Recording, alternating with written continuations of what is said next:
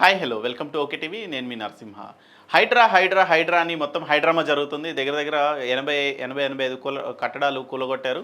చెరువుల దగ్గర ఎఫ్టీఎల్స్లో కావచ్చు, బఫర్ జోన్స్లో కావచ్చు, కొన్ని ఏరియాస్లో అయితే కన్వెన్షన్ లాంటి పెద్ద పెద్ద కన్వెన్షన్స్ని కూడా కూల్చడం జరిగింది. ఇదే క్రమంలో పల్లా రాజేశ్వర రెడ్డికి సంబంధించిన అనురాగ్ యూనివర్సిటీ పైన హైడ్రా చూపబడింది.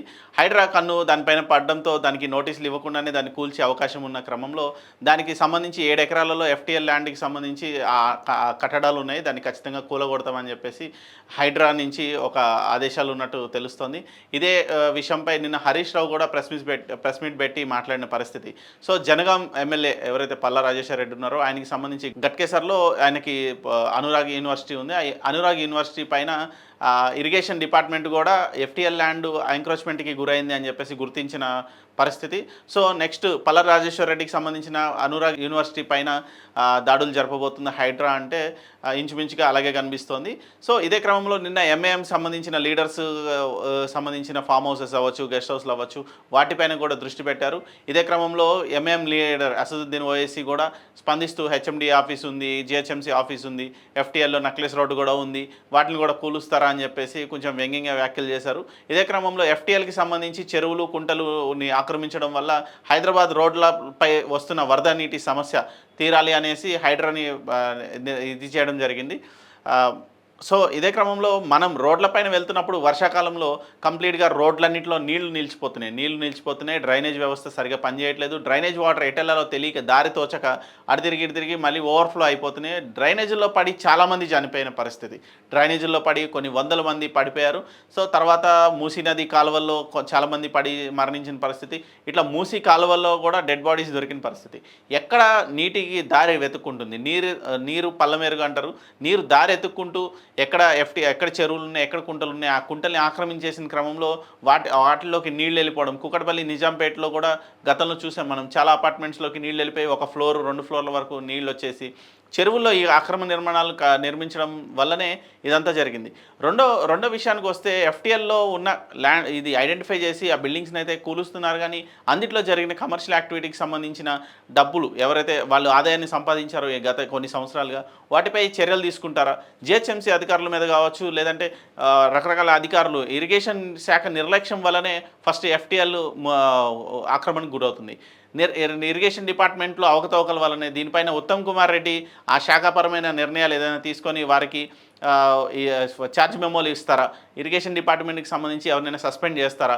ఇరిగేషన్ డిపార్ట్మెంట్లో చాలామంది ఎంప్లాయీస్ అవినీతికి పాల్పడి ఈ చెరువులు, కుంటలు కబ్జా చేస్తున్నా కూడా నిర్లక్ష్యం వహించడం వల్లే ఈ ఎఫ్టీఎల్కి సంబంధించిన ల్యాండ్స్ అన్ని ఎంక్రోచ్మెంట్కి గురైన. ఈవెన్ కన్వెన్షన్ ఇంత పెద్ద సిటీ నడిబొడ్డున ఉన్న ఎఫ్టీఎల్ని పూడుస్తున్నా కూడా పట్టించుకోని పరిస్థితులు.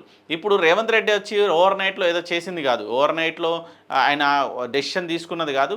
దీనిపైన అవగాహన ఐఏఎస్లు, చాలామంది ఎన్జిఓస్, చాలామంది ఇంటలెక్చువల్స్ వీటిపైన స్టడీ చేశారు. హైదరాబాద్కి సంబంధించి ప్రతి విషయంలో అన్నిట్లో ముందుకు పోతున్న పరిస్థితుల్లో హైదరాబాద్లో కొన్ని విషయాలలో బ్యాక్డ్రాప్ ఉంది.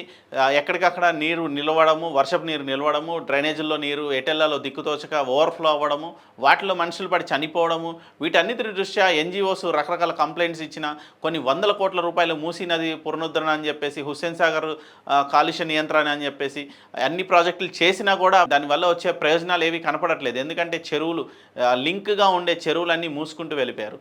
సో మనం చెరువుల పైన ప్రత్యేక దృష్టి పెట్టి హైడ్రా చెరువుల్ని, కుంటల్ని కూల్చడం 99 జీవోకి సంబంధించి స్పష్టంగా ఆదేశాలు ఉన్నాయి. ఎక్కడైతే ఎఫ్టీఎల్స్ ఉన్నాయో ఆ ఎఫ్టీఎల్ని పునరుద్ధరించడానికే ఈ 99 జీవో అనేది శాంక్షన్ చేయడం జరిగింది. 99 జీవో ప్రకారం హైడ్రా అనే దానికి చట్టబద్ధత ఉందా లేదా అని తర్వాత విషయం అయితే ఓన్లీ 99 జీవో మీదే డిపెండ్ అయ్యి హైడ్రా ఫంక్షన్ అవుతుంది. హైడ్రాకి డైరెక్ట్ వెళ్ళి కూల్చి దాన్ని రికవరీ చేసుకునే అవకాశం అయితే క్లియర్గా ఉంది. So next target Palla Rajeshwara Reddy. ఎందుకంటే ఎంఏఎం నేతలది గుడ్డు చప్పుడు కాకుండా కూల్చివేసిన క్రమంలో పల్లా రాజేశ్వర రెడ్డి అనురాగ్ యూనివర్సిటీ పైన కూడా అధికారులు దృష్టి పెట్టారా? వాటిని కూల్చే ప్రయత్నం జరుగుతుందా? అందుకనే హరీష్ రావు వచ్చి ప్రెస్ మీట్ పెట్టి పల్లా రాజేశ్వర రెడ్డి శుద్ధపూస, ఆయనకేం తెలియదు, అసలు అక్కడ చెరువు ఉన్న విషయమే తెలియదు, అసలు ఇదంతా పట్టా ల్యాండ్ అని చెప్పుకొస్తున్నారు.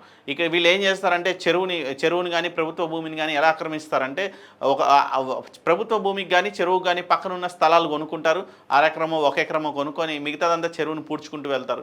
ఎందుకంటే ఈ కాంపౌండ్ వాళ్ళు వీళ్ళలో అండర్‌లో ఉంటది కాబట్టి వెనకాల చెరువు ఉన్నా, ప్రభుత్వ భూమి ఉన్నా దాన్ని కబ్జా చేసుకుంటూ వెళ్ళిపోతారు. సో, అక్కడున్న లోకల్‌గా ఉన్న లోకల్ అథారిటీస్‌ని మేనేజ్ చేసుకుంటారు. పైన వీళ్ళకి అధికారం ఉంటది. కేసీఆర్ లెవెల్‌లో వీళ్ళు మేనేజ్ చేయగలరు కాబట్టి, నాగార్జున లాంటి వాళ్ళు గూడా పెద్ద స్థాయిలో సీఎం లెవెల్‌లో మ్యానిపులేట్ చేయబట్టి వాళ్ళ బ్లెస్సింగ్స్ ఉండబట్టే ఇన్ని రోజులు సస్టైన్ అవుతూ వచ్చారు. దీనిపైన ఏకాభిప్రాయం వస్తుంది. బీఆర్ఎస్ పార్టీలో నిన్న కూకట్పల్లి ఎమ్మెల్యే ఆయన కూడా దానిపైన స్పందిస్తూ ఓకే, ప్రభుత్వం తీసుకున్న హైడ్రా అనే కాన్సెప్ట్ బాగుంది, చిన్న చిన్న నాలాలు కుంటల్ని పూర్తి చేసుకున్నారు, వాటిని పునరుద్ధరించాలని చెప్పేసి ఆయన మాట్లాడిన పరిస్థితి చూసాం. ఆ తర్వాత రఘునందన్ రావు ప్రెస్ మీట్ పెట్టి బీజేపీ తరఫున మంచి పని చేశారు, కన్వెన్షన్ కూల్చి అని చెప్పేసి ఆయన కూడా మెచ్చుకున్న పరిస్థితి. కావాలంటే రేవంత్ రెడ్డికి న్యాయపరమైన సహకారాలు తోడ్పాటు మేము అందిస్తామని చెప్పేసి ఆయన కూడా సపోర్ట్ చేయడం జరిగింది. ఇంకో పక్కన కిషన్ రెడ్డి కూడా మాట్లాడుతూ హైడ్రా గురించి స్పందించారు, అది కూడా పాజిటివ్గా స్పందించడం జరిగింది. సో చూడాలి, మొత్తం హైడ్రాకి సంబంధించిన పాజిటివ్ వేవ్ పోతా ఉంది. చెరువులు కుంటల్ని పునరుద్ధరిస్తూ ఉన్నారు. పునరుద్ధరించడం అంటే అక్కడ ఉన్న అక్రమ కట్టడాలను కూలగొట్టారు. హైకోర్టులు కూడా దీనిపైన ఎలాంటి నిర్ణయం తీసుకోకపోవడం, జన్వాడ ఫామ్ హౌస్ పైన స్టే ఇచ్చి తర్వాత 99 జీవో ప్రకారమే ముందుకు సాగాలని చెప్పడం వల్ల కేటీఆర్ అంతటి వారికే హైకోర్టులో చుక్కెదురైంది. కాబట్టి మనం ఎంత అనే పరిస్థితుల్లో హైకోర్టును ఎవరు అప్రోచ్ అవ్వట్లేదు. మొన్న నాగార్జున హౌస్ మోషన్ వేసి శనివారం రోజున మూవ్ చేసినా కూడా దాని మీద ఎలాంటి స్టేలు అంటే ఆయన సంబంధించిన స్థలం వరకు స్టే ఇచ్చి ఉంది. మిగతా ఏదైతే ఎంక్రోచ్మెంట్ ఉందో ఎఫ్టీఎల్లో ఆయన కట్టిన కట్టడాలపైన ఎలాంటి స్టే లేదు. సో దాన్ని రికవరీ చేసి మళ్ళీ ఎఫ్టీఎల్ని యథాతథంగా ఆ చెరువుని యథాతథంగా తీసుకురావాలని చెప్పేసి హైడ్రా ప్రయత్నాలు చేస్తోంది. సో రికవరీ చేయాలి, క్రిమినల్ కేసులు పెట్టాలి నాయకులందరిపైన.